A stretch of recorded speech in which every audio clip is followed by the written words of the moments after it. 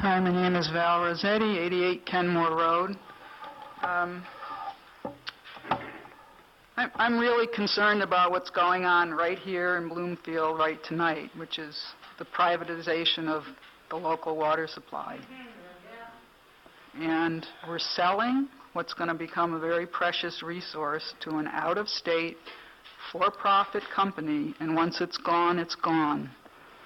The MDC agreement, that capacity agreement, that they can have 1.8 million gallons of water a day, has no end point to it.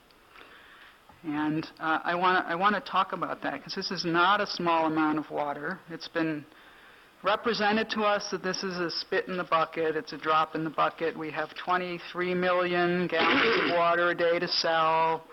We use 48 million gallons a day. So what's 1.8 million gallons? That number is a little subject to what's being used as a capacity figure.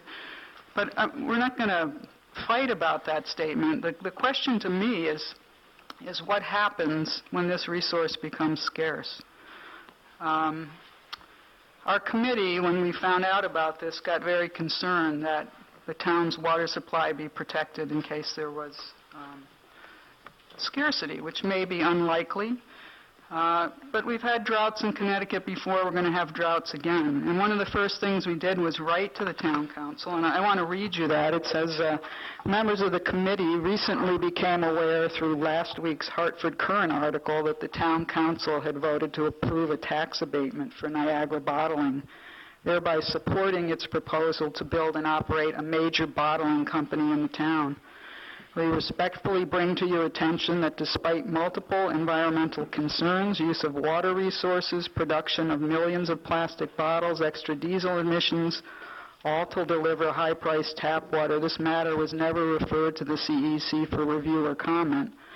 The speed with which this proposal was brought back before the council, presented, voted upon, and sent for signature has left little opportunity for full public disclosure. One of the first things we did was ask, is there some way, we heard Mr. Jellison of the MDC say that they were reserving 1.8 million gallons of water for Niagara.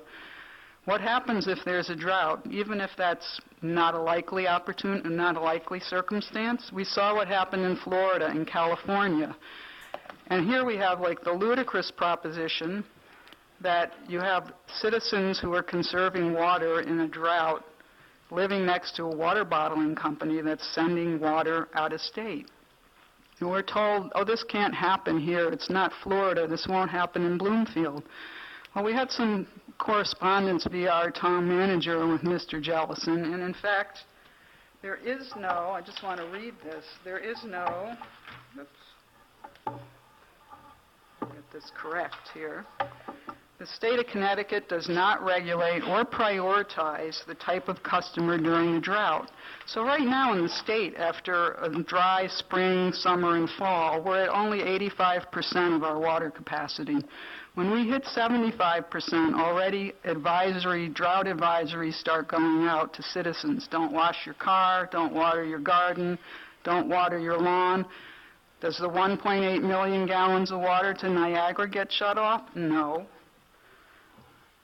When we get further into a moderate or major drought, we want to know what happens. There's no language anywhere that says citizens get priority. In fact, this is what's happening in California and Florida. They don't have priority, and there's no mechanism in there to make it happen. One question we have is the MDC willing to put a clause in there that if the state declares a moderate to severe drought, will Niagara's water consumption be either decreased or terminated? That seems, if it's such an improbability, why not have that language protecting us? You know, in 2013, when the MDC made this proposal to ship water to Yukon, it got turned down by an environmental review. It was felt that transporting water across a watershed was not in the best interest of the community. This is not transporting it from one part of Connecticut to another. This is transporting it out of the state. Don't we want to have a say? Wouldn't we rather have Fuller, Farmington, and Neepog River? Wouldn't we want to have water to give to, say, the town of Portland, which needed water last year? Wouldn't we want a healthier fishery or more water for agriculture? Do we get a say in this?